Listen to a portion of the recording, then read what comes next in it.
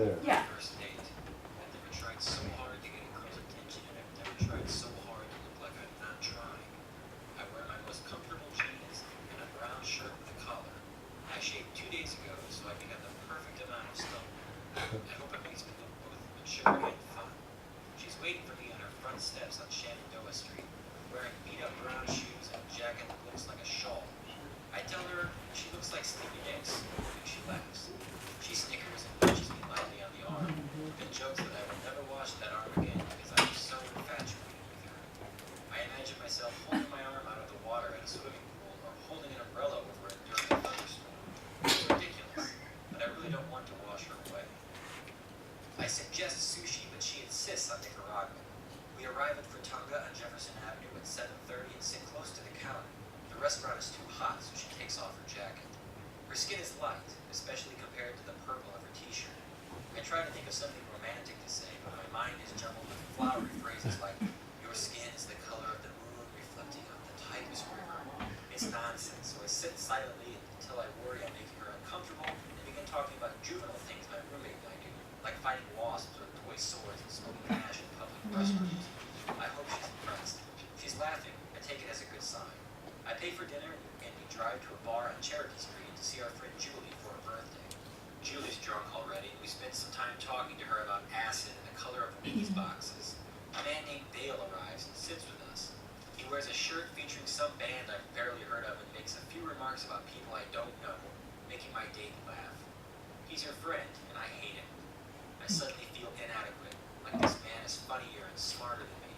He's more dangerous with his tattoos and piercings. He looks just like someone my date would be attracted to. I pay for a round of beers, but pour most of mine on the sidewalk during a smoke break. My date is inside, talking to Dale. I tell myself I'm just being neurotic, and she must like me or she wouldn't be here. I tell her I need to go home and I offer her a ride back to her apartment. She tells me she had a good time and she'll find a ride there. As I sulk back to my car, I look behind me towards the bar, hoping to see her running at me, her shawl-like jacket billowing behind her. But she's not there, just some drunken smoker standing in a circle near the door. At 3 p.m. the next day, my cell phone is vibrating on the kitchen table. I'm surprised to see her number. I answer the phone with confidence. She says she lost one of her earrings last night and asks me to search my car for it. I feel like I jumped from the diving board before I learned how to swim. So that's an example of something that, of a video poem that I had my students submit this semester. Just one small, you can see here, one assignment of many that I have my students submitting. So you should all, I hope that you're all familiar with this, this management system. This is Desire to Learn. And this has really been my go-to for integrating technology into the classroom. So I started last semester with my 1001 class, and you can see that what I've done in order to avoid having to print or make copies of any kind of documents or handouts is I put everything online.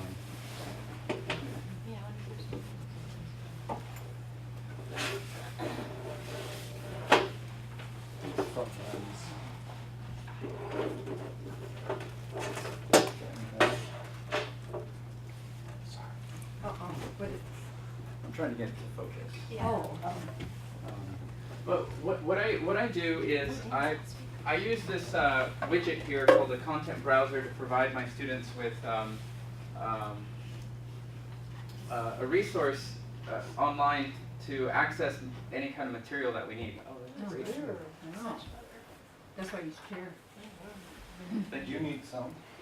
More sound? No. Thank you.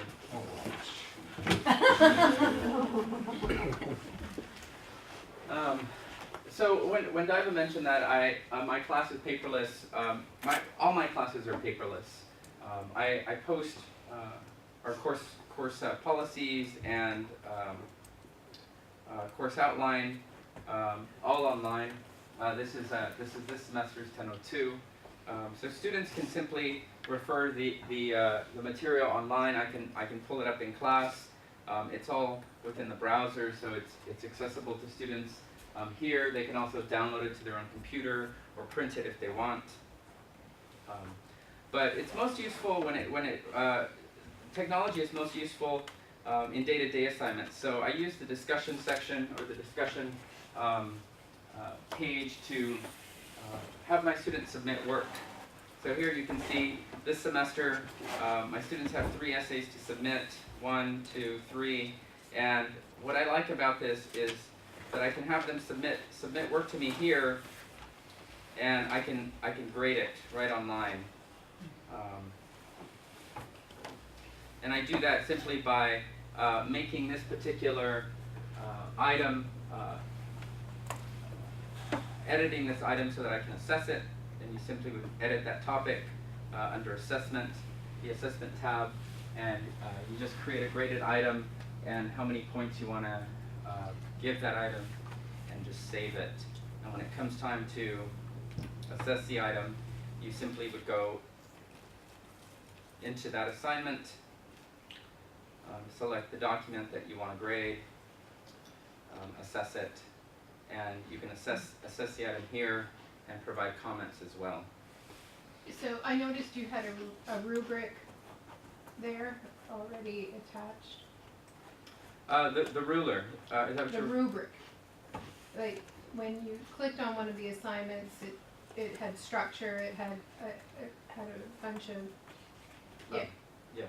So do you have an explanation for each one of those items when you give your assignment? These are topics that we've already covered in class. So for instance, if I go back, you can see that this was one assignment that I gave my students. So I had them use their available resources they had in their textbook to define these specialized approaches. So once they submitted their responses to this, this was also an item that I could grade. Before I kind of let them go off and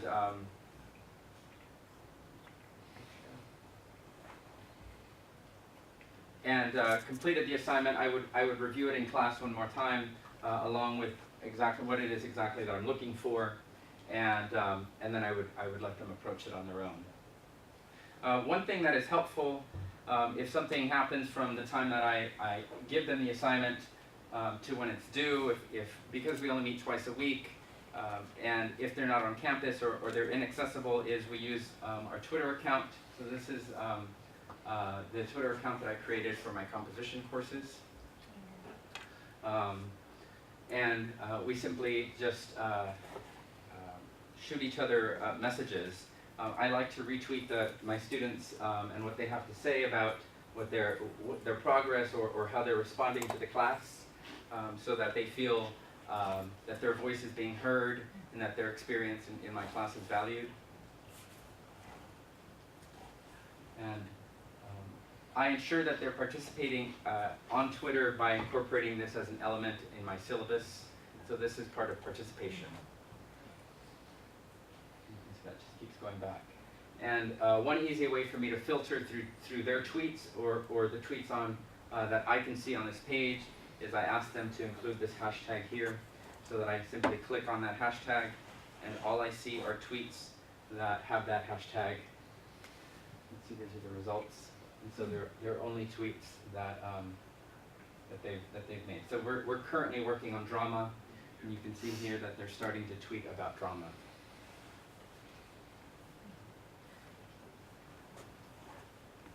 Another great thing about technology is that you can find texts online, so that you don't have to have students purchase textbooks.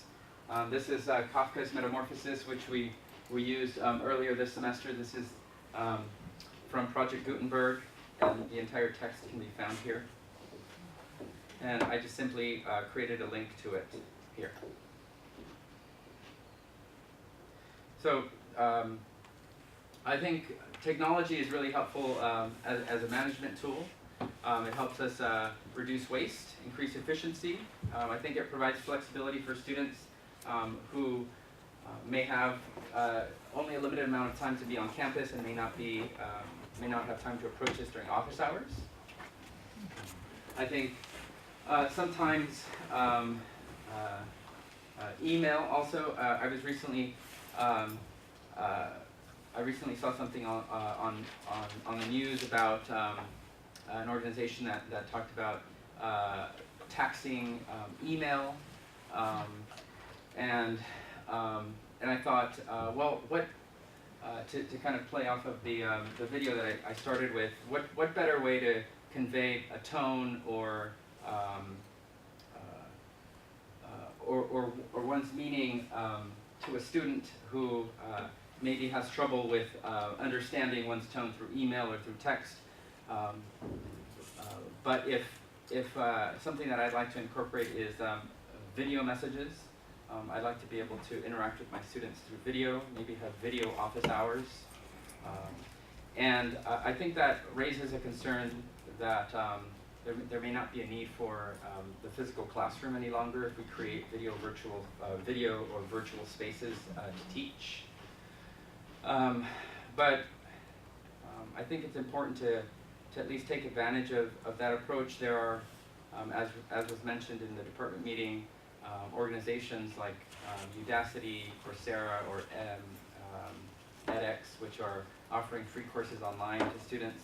So I think that if we can somehow integrate the existing technology or technology that students are using in the classroom, they'll have less of a reason to kind of veer away from us or move away from us to something that's free. I think that if we can show the students that we value technology and we value the information that's, or the technology that's available to them, and integrate it into something that we're already doing, we can create a balance somehow with being both present and also using video software. Can I just make a comment? We had a guest speaker for faculty development, London McDonald, who was talking about universal design.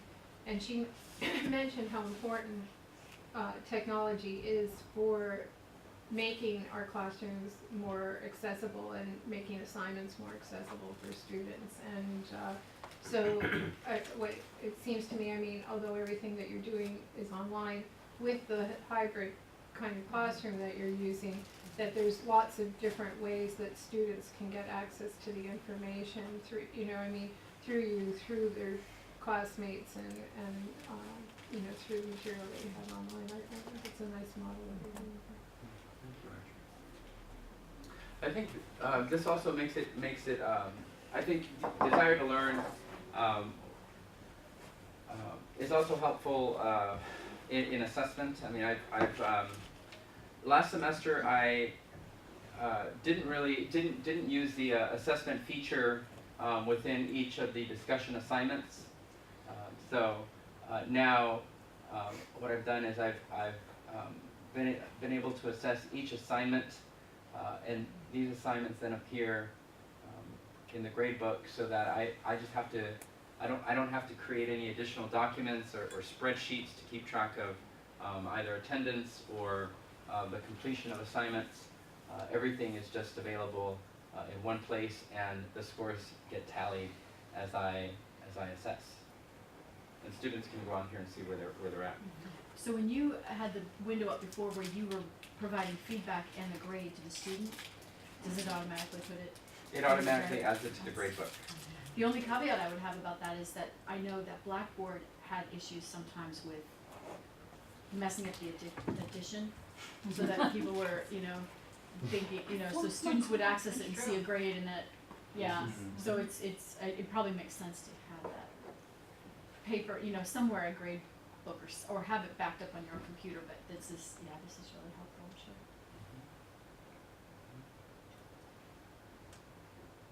Did you have a question for? I did. Is this a good time?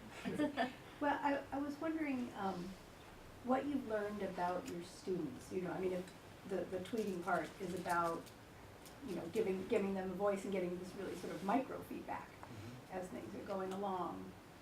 What have you learned about them from that? Well, one thing that I've learned, I'll start with what I've learned about myself. Okay.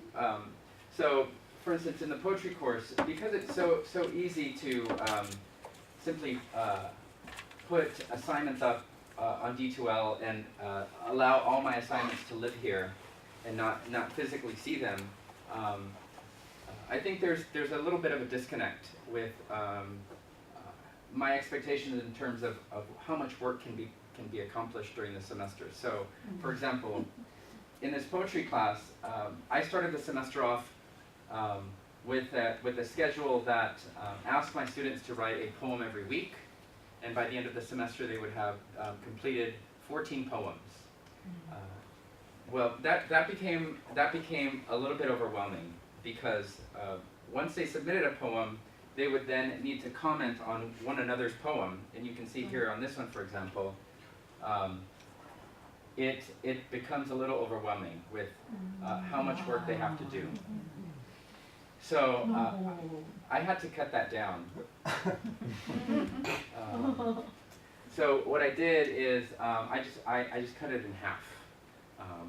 And what I learned from my students is that I was overwhelming them with the amount of work I was giving them because I wasn't actually seeing the number of I wasn't actually seeing the papers coming through my hands and back to them. It didn't really seem like that much work, but some students felt that it was too much to do, too much. One student in particular said that while it's easy to do to simply open someone's poem, hit reply, and insert comments into their document, that the process of doing this was a little bit more time consuming than they expected. So I was asking them to change the color of their text so that when they inserted comments, there would be a contrast. And you can see some simply bolded because it was just faster to do, so it would just bold their responses. So I found that at first students felt overwhelmed by the amount of work that they had to do.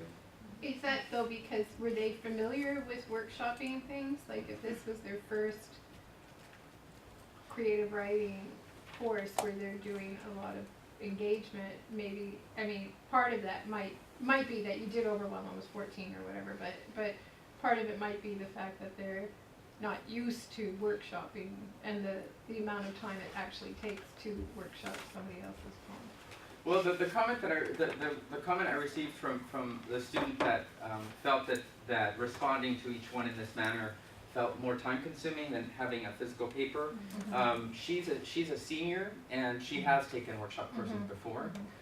So I really think it's just this format. Okay. It's just trying to navigate a new way to provide feedback. So they would provide this feedback on this, just on this, or would they also provide feedback in class in discussion? We would also provide feedback in class. We would it would be an opportunity for the author to ask questions of the comments that were provided, or someone could elaborate on the comments in class. Well, just sort of a little follow-up. So the comment you got from that particular student was that tweeted to you, emailed to you, did they stop you in the hall and say, you gotta stop? No, she said it in person. Okay. It was in class. Okay. I haven't, for some reason, the responses that I received from students about the technology was all in person. Yeah. Well, I mean, when you say, I mean, this is sort of what I was thinking about before, that, you know, that so with the tweeting, they can be heard. So I guess I was sort of wondering about sort of the mechanics of that. Do you tweet back, I hear you? Or, I don't mean I don't want to make it a trivial question. I really mean, I hear you. did they just get it out of their system, or is in fact, is that, I mean, I don't think it's set up as a dialogue, so I don't even know how to ask this question. Sure. Well, at the start of the semester, I provide. At the start of the semester, I ask them all to. I give them this. So there's this. What is Twitter? And so it describes what it is. I asked for a specific way to format their tweets so that I can identify their tweets using the hashtag of the number of the course. And what I asked them to do that so that I can respond to questions that they might have, but more importantly to retweet them. And so it's simply a repost of their tweet, and that can be seen by all of the class, or for instance, this coming month, students in my poetry class, I've offered them an opportunity to participate in a video poetry project where we'll be posting one new video poem a day for the month of April for National Poetry Month, and I'll be retweeting that on our course Twitter account, but also on my own personal Twitter account, so that not only can their peers see what they're doing, but the world can see it as well. So it becomes a version of publication as well as communication. Yes. How many of them were familiar, were tweeting before your class? Were they- In most classes, I would say about half. Half of my students were familiar with Twitter or had a Twitter account, but weren't actively using it. And then half of that were probably active users. How many students do you have? 21 in the composition class, 18 in my nonfiction, and 16 in my poetry class. And you have Twitter for each For each one. class? Does it work better in one class than another? Have you noticed differences? It works best in the poetry class because they can cite poems. Because of the limited amount of space that Twitter allows, it's only 140 characters. The students in poetry class are able to tweet lines that they find resonant with them. Robert? I was just gonna ask, some of what you described, I've done with students through blogs or email, and I've thought about switching some of those activities to Twitter. The main reason I find that is because, and I'm wondering if you have found this and why you prefer it over, say, email, is there a faster connection because they can have an alert on their phone set up? Because that's one thing I found with some students, is that some of them are not married as closely to email as some of us are, but they all are always checking their phones. And so it seems like, unless they set up their email account on their phone, to pop up, do you find that Twitter is that why it's a kind of preferred method? Because will they get some kind of instant flash on their phone, and so that the instant communication is going to happen?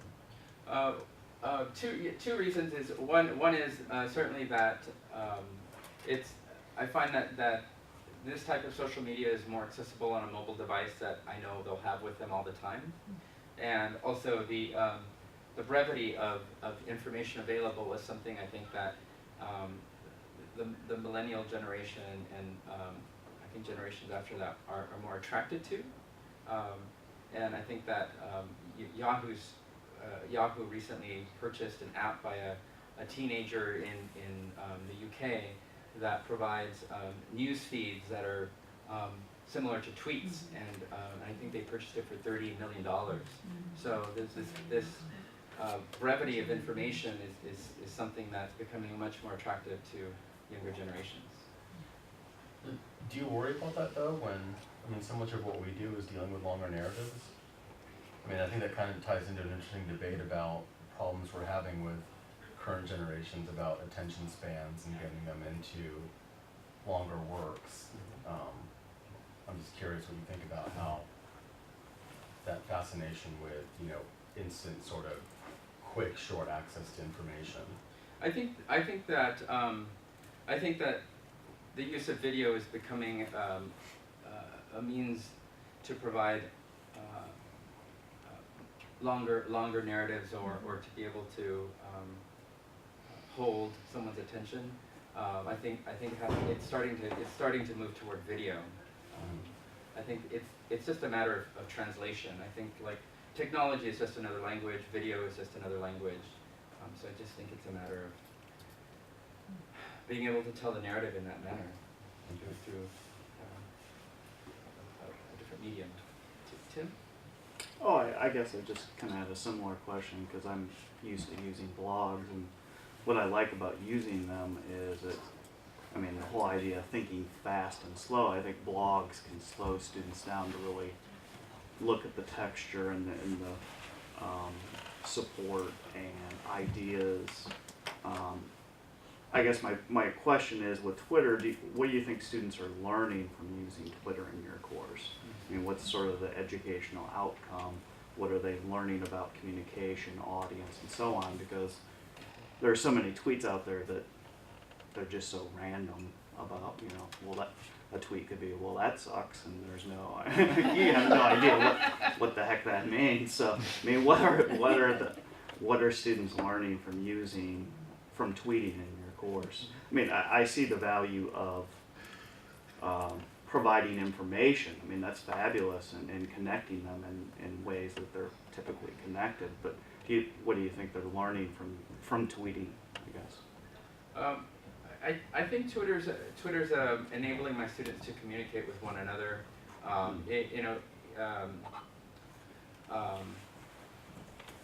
Using technology that they're familiar with. I think that I've found that students are hesitant about discussing work in class, and I think that Twitter provides them a space to be able to not only talk about what's happening in class with one another, but to share information that they find online or in their own lives, without feeling like they have to create a presentation to share this with someone else in their class. Yeah, well, first of all, I think using the links to the video diaries is a really great way to use Twitter, but you can also use the links to blogs, and I've used that in the past. I use it personally, and I think I will be using it with my students now because we also have blogs. My question, though, was about other social media that you've used in the classroom. Have you used any other social media? And I tried using Facebook about 3 years ago, and I didn't really like it. Because I didn't like that there's an integrated chat feature which allows them kind of be too distracted. There's too much happening on Facebook visually. I like that this is more text-based. So this is all I'm using now. Just piggybacking on all these questions, do you find that when they get into the classroom that the conversation is more focused or more varied, and like, are more people participating as a result, do you think, of what's going on in Twitter world? Sure. Well, I think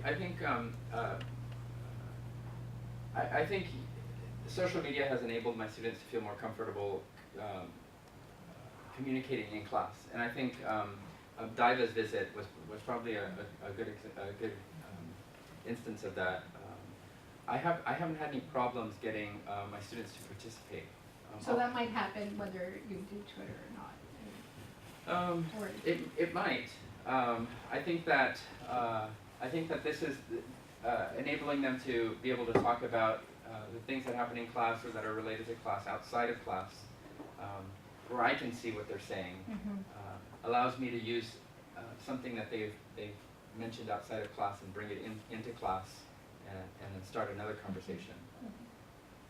They seem to get on task very quickly when I observed, and they were, I mean, it was a great class. They were discussing, they were focused. Which was composition. Yeah. Well, one of the things I'm interested in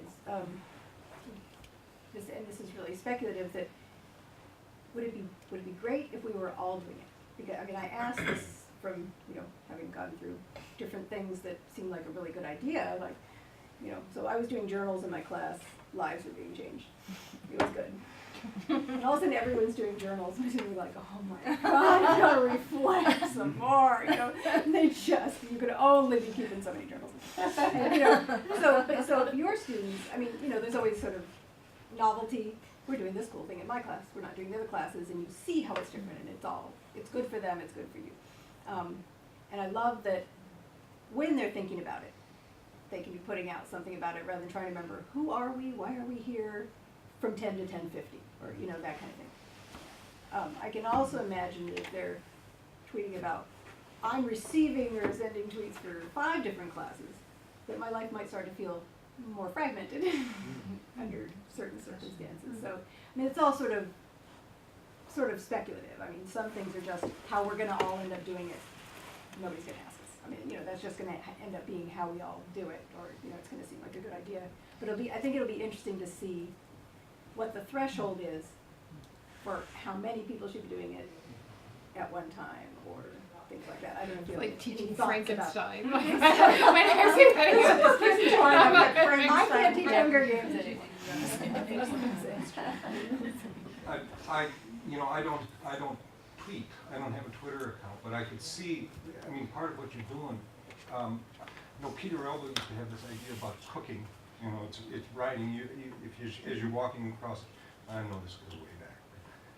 As you're walking across campus, I mean, even if you're just thinking about things, you're writing, you're doing something within the process of writing if you're thinking about it. In tweets, sort of allow you to do that, but get that within 100, I know the limit of 140 characters, but there's also this sense of connection with the rest of the class that I find kind of really interesting, that or, you know, potential for it within the kinds of things I'm thinking about.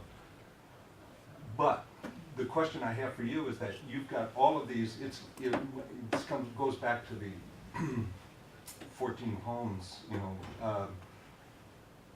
if you've got students doing Twitter, you've got students doing stuff on D2L and discussions and all of that, what toll is that taking on you as a teacher? I mean, do you feel like, you know, like if you're a type A person like me, but that's because Susie says it's awesome. That's what's Amy. But she's talking about herself, actually. And that is, do you feel, you know, this need? I would feel a need to get back all the time, and so I'd feel like I'd be on the clock all the time. Do you, how's that? You know, what toll is that taking on you as a teacher, or would it take? Well, it can be a little exhausting. I'm using Twitter in all 3 classes this semester, and in the past, I've only used Twitter in my creative writing classes. So, so this is the first year that I've used it with composition. It would be the first year I've tried it with something that's not creative writing, and I think that in the future I would probably limit what courses I choose to use Twitter with, and. You don't restrict, just to follow, I'm sorry, I didn't specify that. Do you restrict, like, for example, email specifically about class? Do you say, I will respond to this between 4 and 6, or, you know, generally speaking on Wednesdays, or, you know, that kind of thing? I know Twitter's a little bit different because it's all the time. They've always got their phones in their hands. I try only to retweet or respond to tweets Monday through Friday during daylight hours. Although I'm always online. Emails, it does state in my syllabus that I will only respond to emails within certain times during the week. If they send an email on the weekend, I state that I'll get back to them on Monday. And I have to create a lot of rules to keep things together. Just keeping track of all the rules gets exhausting too. I imagine you would have to, otherwise. No, I think you're right, but It's good you're taking the weekend off. So the one thing with I'm on another committee now, college committee on making excellence inclusive that you attended, and it seems to me that kind of engagement that you're getting and giving to the creative writers would be a great thing to include in the first year comp classes, right? Because that gets them engaged and recognizing a kind of community. It has the potential to be a high impact practice, right? In terms of bringing them in and getting them turned on to using their social media for class purposes. So I'm wondering, would you keep doing it in composition, or have you found it less rewarding in composition? I found that, no, I actually find myself responding more directly to students in my composition class because I want them to be more involved. It's been much more difficult to get my composition students involved in not only social media but also with D2L. So I mean, I think you're right. I think there's a great potential in composition to create that sense of community, to have new students feel like the university is a place to share ideas. I'm sorry, we keep interrupting you. Is there more you need to cover? No, this is great. Because we're learning a lot, but I wanted to go back to Fern's question, which I thought was very interesting, that if many teachers started using this, what would the effect be? Sometimes it seems to me that college students, once they get that something is being used for educational purposes, they quickly move on to something else. Back to MySpace. Yeah, exactly. And whether that might happen, but You also can shut down the E-generation. right. But also with that move, and assuming they did not, that they thought, okay, we really like this tweeting stuff, everybody's doing it, whether this really, we are moving more towards a culture of teaching that is not meeting in the classroom. I mean, it's a discussion we've been having, the English department, as to online courses and things like that. This seems to me to have pros and cons, but the pros are that you don't have to be in the classroom all the time, and that students actually may be doing more work. But on the other hand, there's this anxiety, I think, fostered by, are we moving too quickly, or what's going to happen to us if students don't need the classroom anymore? I think something that made me think of that is, I mean, when I first tried the blog issue, this ties back to Dana's question, you know, I had this noble idea that this would be a great connecting tool, and it would get them to write weekly outside of just the standard, you have 3 papers a semester, etc. Because especially the whole thing was about practicing writing and to really emphasize. But then it was an enormous burden on me because I was trying to respond to each of those blogs, and you know, having like 54 students that semester doing it. So yeah, it was painful burnout after trying to do that for 2 months. And I kind of feel like that's addressing a larger problem, not just in teaching, because I think all of us already do sort of our jobs spill beyond a normal work day. But I think it's a larger debate that's popping up in, at least I think, definitely in American culture, I think probably worldwide, that what is happening to like personal lives and work lives. And especially within our profession, I think that's a big issue because that boundary is greatly eroding. And I kind of feel like that's a big concern with some of these tools, because you do often feel like you're constantly on call, and then you have to sort of set up a lot of these rules. When I did the blog thing, the way I had to kind of rearrange it was to get them to do a lot of responses, and then I almost did like a portfolio model where I said you get to pick what you think are your best or favorite pieces, and then those would be like ones that I would grade from like your practice module of writing throughout, because it was the only way to sort of mentally handle that. But I also think that's just it opens up a wider debate about our work lives bleeding in, and I think as I've gotten older, I've kind of reversed the whole sort of idea of, you live to work and rather like you work to live, and I think that's a real problem we're gonna have to address, because I feel like technology is kind of making those boundaries worse when it ideally was set up to try and make work more manageable. Well, and I think that's an excellent point, and I think you're right that we all face it. But the opposite of that is what we've talked about at Eastern a lot is how do we get our students to take their classroom life outside the classroom and live, you know, more, we talk about the sort of anti-intellectual culture here. And one thing that I see this doing is these are students who are gonna be on Twitter anyway. And part of what they do when they're on Twitter now is talk about their classes, or at least your classes. And so we're kind of making them take what they do in class into their daily lives. And we've been talking, I know, about how to do that. The integrative learning initiatives, I think, are about that, right? How do we get students to see connections between what they do in the classroom and the way they live their lives? And we're all thinking about different things to do that. And this could be one way of, you know, they're talking and they suddenly remember they have to tweet for class, but that makes them think about class when they're doing whatever else they're doing, so. And the other, you know, is one thing I learned when I was a graduate student and just thrown into a classroom to teach was a thing that I'll remember, but the director at the time said, you know, the trick is always to get them to write more than you have to read. And, yeah, and this is one way to do it.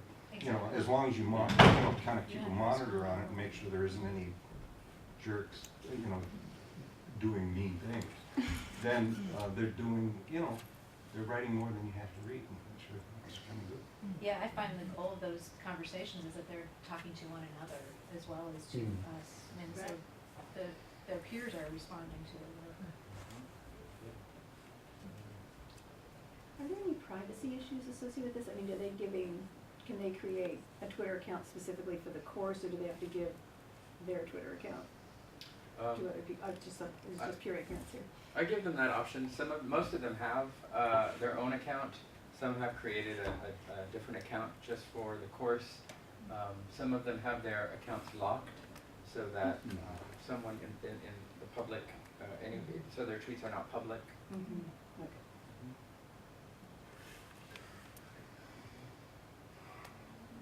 It's interesting how, the phone has changed everything. I mean, my students, they'll post to Desire to Learn from their phones, or they'll do, so many things have, that they're getting, how they can get to places, though Desire to Learn all the course management systems are feeling a little more like this box that it seems like a lot of trouble for them to go to, which is really interesting.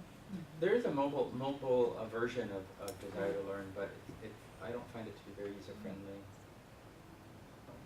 I don't know if you've ever done that. I mean, you've probably seen this anecdotally just out of your own classrooms, but sometimes I do it just because I get a kick out of it, is to stand at the end of this hallway, on the end where all of our classrooms are that way, at the end of classes, and just to watch the students streaming out, and within seconds, and I mean seconds, they get their phones out and they're calling. I mean, it's really kind of amazing. It's like, walk. No. But do we really use them as phones anymore? I thought they're all. Yeah. Well, they're not talking. Well, some of them are because they've got the earphone, but no, they're texting almost right away. And this Because it used to is, be their calling. I mean, people are talking about this too, the loss of effective face-to-face communication. Yeah, sure. Yeah. I mean, you can talk to my wife who hires salespeople all the time. That's an acute problem, is the ability to just interpersonal communication on a face-to-face level I'm fine with technology, but other times I feel like an 80-year-old man, because there's interpersonal communication that's so important, and I think we still can offer that. A disturbing image that I've had recently is to see a 6-month-old with a cell phone, knowing what to do.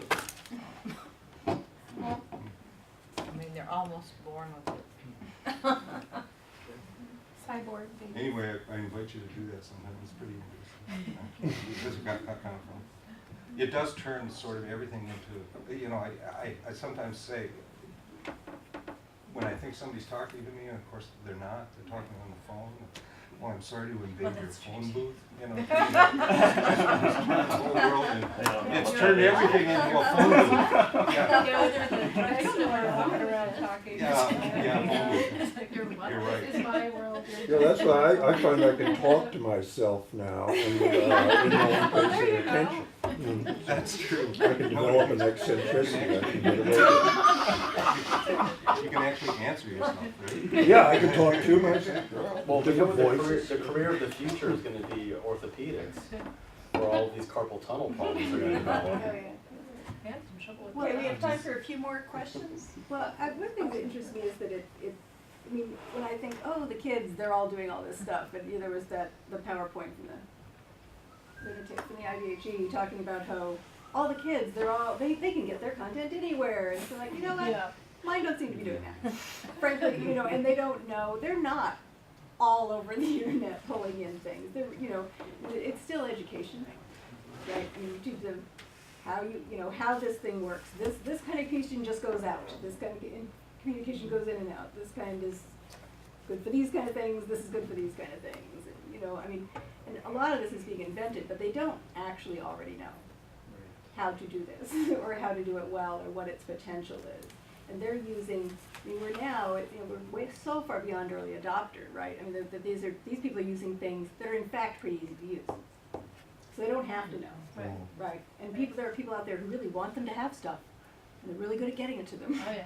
So I mean, they're just going to have to learn to manage it the way we all are. So this isn't. I mean, this isn't.